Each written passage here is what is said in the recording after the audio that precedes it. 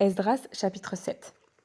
Après cela, au cours du règne d'Artaxerxès sur la Perse, arriva Esdras, fils de Séraja, petit-fils d'Azaria, et descendant de Hilkija, Shallum, Tsadok, Achitub, Amaria, Azaria, Merajot, Séraja, Udzi, Buki, Abishua, Phinéès, Éléazar et Aaron, le grand prêtre. Cet Esdras monta de Babylone. C'était un scribe versé dans la loi de Moïse, donnée par l'Éternel, le Dieu d'Israël. Et comme la main de l'Éternel son Dieu reposait sur lui, le roi lui accorda tout ce qu'il lui avait demandé. Plusieurs des Israélites, des prêtres et des Lévites, des musiciens, des portiers, des serviteurs du temple, montèrent aussi à Jérusalem la 7e année du roi Artaxerxès. Esdras arriva à Jérusalem le 5e mois de la 7e année de règne d'Artaxerxès.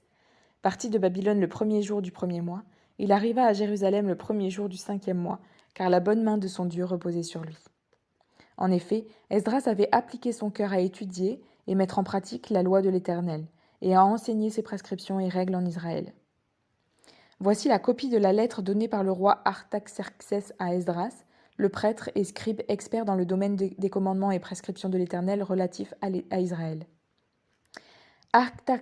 Artaxerxès, roi des rois, à Esdras, prêtre et scribe de la loi du Dieu du ciel, etc. J'ai donné l'ordre de laisser partir tous les membres du peuple d'Israël, ses prêtres et ses lévites, qui se trouvent dans mon royaume, et qui sont volontaires pour t'accompagner à Jérusalem. En effet, le roi et ses 7 conseillers t'envoient pour inspecter Juda et Jérusalem d'après la loi de ton Dieu, qui est entre tes mains, et pour y apporter l'argent et l'or que le roi et ses conseillers ont volontairement offert au Dieu d'Israël, qui a sa demeure à Jérusalem, ainsi que tout l'argent et l'or que tu trouveras dans toute la province de Babylone, avec les dons volontaires faits par le peuple et les prêtres pour la maison de leur Dieu à Jérusalem.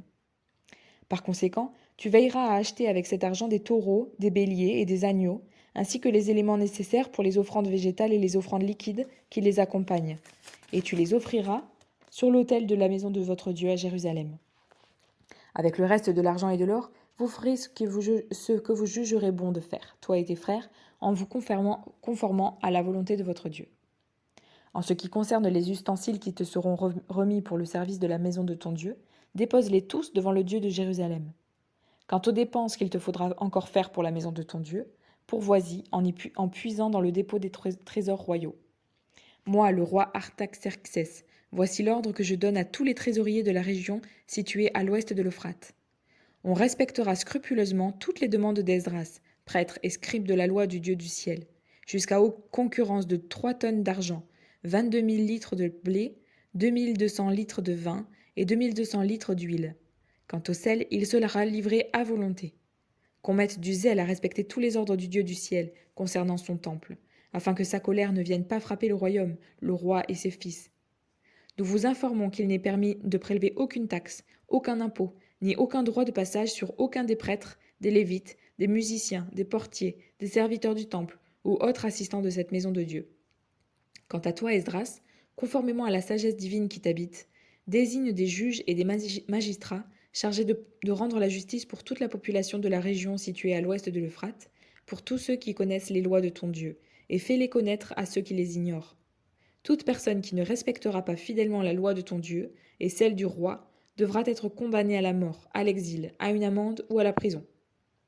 Béni soit l'Éternel, le Dieu de nos ancêtres, qui a mis dans le cœur du roi un tel intérêt pour la gloire de la maison de l'Éternel à Jérusalem, et qui a manifesté sa bonté en m'attirant la faveur du roi, de ses conseillers et de tous ses puissants princes. Pour ma part, fortifié par le fait que la main de l'Éternel mon Dieu reposait sur moi, j'ai rassemblé les chefs d'Israël afin qu'ils montent à Jérusalem avec moi.